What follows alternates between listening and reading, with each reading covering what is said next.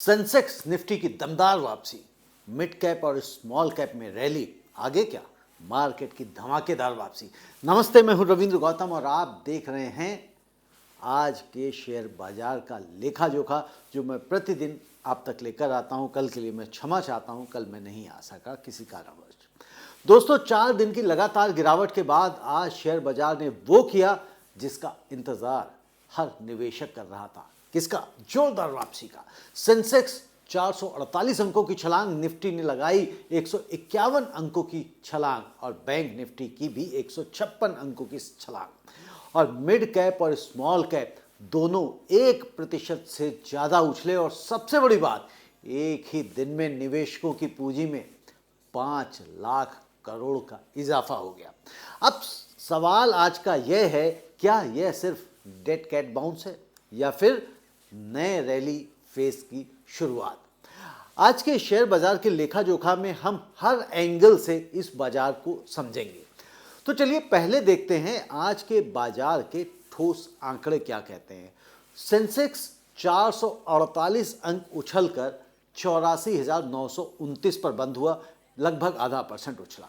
Nifty 50 151 अंक उछला और 25,966 पे बंद हुआ, 0.58% उछला। और बीएसई मिड कैप 1.26% बढ़ा, स्मॉल कैप 1.25% बढ़ा। साफ है, आज की तेजी सिर्फ लार्ज कैप्स तक सीमित नहीं रही, ब्रेड्थ बहुत मजबूत थी और यही संकेत देता है कि बाजार में रिस्क एपेटाइट वापस लौटा है। दोस्तों, आज बाजार में बीएसई का कुल मार्केट कैपिटलाइजेशन 465.8 लाख करोड़ था और आज 471 लाख करोड़, यानी एक दिन में 5 लाख करोड़ से अधिक की पूंजी निवेशकों की बढ़ गई। कभी टूटती भी इतनी है, ज़्यादा भी टूट जाती तो आज बढ़ी है, तो उसका खुशी का माहौल है। अब सवाल उठता है, पैसा आखिर आया कहाँ से? तो म्यूचुअल फंड्स की बाइंग, एफआईआईज की शॉर्ट कवरिंग और रिटेल इन्वेस्टर्स का कॉन्फिडेंस और बार्गेन हंटिंग। और सबसे अहम जो रहा मार्केट में वो रहा ग्लोबल क्यूज का सपोर्ट। जी हाँ, ग्लोबल क्यूज असली खेल यहाँ से आज शुरू हुआ है। यूएस का जो सीपीआई डेटा है वो गेम चेंजर बना। अमेरिका से आया सीपीआई डेटा उम्मीद से कमजोर रहा। इसका मतलब महंगाई काबू में, फेड पर दबाव बना और इंटरेस्ट रेट कट की उम्मीद पैदा हो गई। बाजार अब मान रहा है कि फेड जनवरी 2026 में फिर से रेट कट कर सकता है। और जापान में अगर देखें तो जेपी बैंक ऑफ जापान का पावरफुल मूव रहा। 25 बीपीएस की रेट हाइक की उन्होंने और 30 साल का हाई लेवल, लेकिन साथ ही संकेत दिया कि आगे के फैसले डेटा पर निर्भर होंगे। इससे क्या हुआ? अब ये एक बड़ी बात हो जाती है ना कि भाई इससे क्या हुआ। तो जो ग्लोबल लिक्विडिटी में पैनिक था वो पैनिक नहीं है। ये अनस्टेबल इक्विटी मार्केट्स को रिलीफ मिल गया।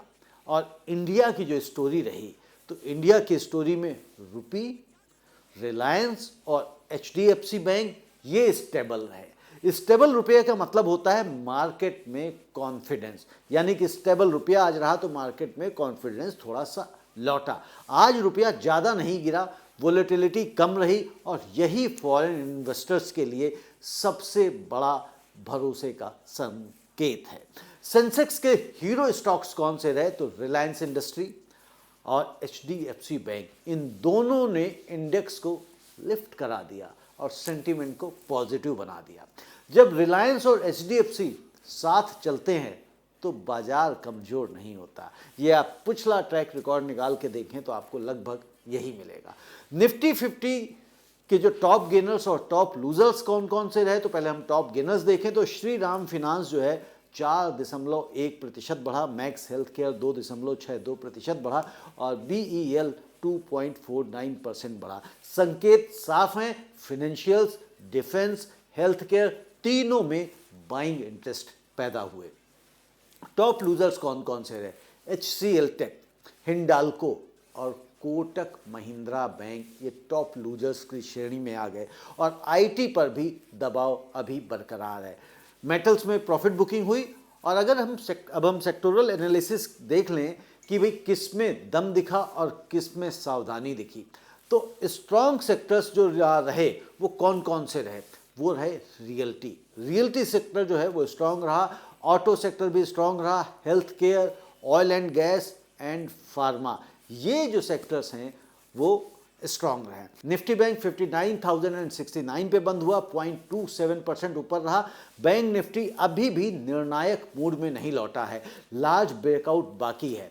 मिड एंड स्मॉल कैप की रियल स्टोरी अगर हम देखें दोस्तों, तो आज की असली कहानी मिड एंड स्मॉल कैप ने ही लिखी गई है, क्योंकि 8 स्टॉक बीएसई के 15% से ज़्यादा उछल गए और 100 स्टॉक्स ने 52 वीक हाई बनाया, लेकिन साथ ही 179 स्टॉक्स 52 वीक लो पर भी गए। मतलब मार्केट सेलेक्टिव है, ब्लाइंड बाइंग खतरनाक है, तो उससे अपने को बचना है। मार्केट ब्रेड्थ और वॉल्यूम की अगर हम बात करें तो एडवांस डिक्लाइन रेशियो, एडवांस कितने रहे? 2731। जी हाँ, 2731 शेयर्स एडवांस में गए और डिक्लाइन 1445, यानी कि साफ दिख रहा है कि strong positive breadth. Most active stocks की अगर हम बात करें यहाँ पे, तो हमेशा की तरह वोडाफोन आइडिया में सबसे ज़्यादा खरीद बेच चल रही है, फिर उसके बाद ओला इलेक्ट्रिक और ग्रो। रिटेल पार्टनरशिप यहाँ पे आपको साफ दिखाई दे रही है। अब टेक्निकल आउटलुक हम देख लें कि आगे क्या, तो अगर हम की लेवल्स रेजिस्टेंस देखें तो वो है 26,000 के बाद 26,300 और सपोर्ट है 25,900 पे। अगर 26,000 डिसिसिवली क्रॉस कर गया तो मार्केट में फ्रेश मोमेंटम आप देख पाएंगे। दोस्तों आज की तेजी ने भरोसा तो लौटाया है, लेकिन अभी कॉन्फिडेंस आप ला सकते हैं, लेकिन ओवर कॉन्फिडेंस की बात यहाँ पे नहीं दिखाई देती है। स्टॉक स्पेसिफिक अप्रोच रखें, क्वालिटी नेम यानी कि जिनके नाम हैं उन शेयर्स को पकड़ें, प्रॉपर स्टॉप लॉस, यही स्ट्रेटेजी आपको इस मार्केट में विनर बनाएगी। अगर आपको हमारा ये प्रतिदिन का शेयर बाजार का लेखा जोखा और डीप एनालिसिस पसंद आ रहा हो तो इस वीडियो को लाइक कर लें, चैनल को सब्सक्राइब कर लें, बेल आइकॉन को भी दबा दें ताकि वीडियो डलते ही नोटिफिकेशन आप तक पहुंच जाए। मैं कोशिश करता हूं कि आप तक ये वीडियो मैं प्रतिदिन का जो लेखा जोखा है प्रतिदिन ही पहुंचाऊं, लेकिन कल किसी कारणवश मैं नहीं कर पाया और आज भी थोड़ा सा विलम्ब से आ रहा है, बट ये प्रयास जारी रहेगा और लगातार आपको विश्लेषण मिलता रहेगा। आपका बहुत बहुत धन्यवाद, बहुत बहुत अभिनंदन, और अपने जो जर्नी है निवेश की इसको जारी रखें, क्योंकि यही आपको मंजिल पार करा।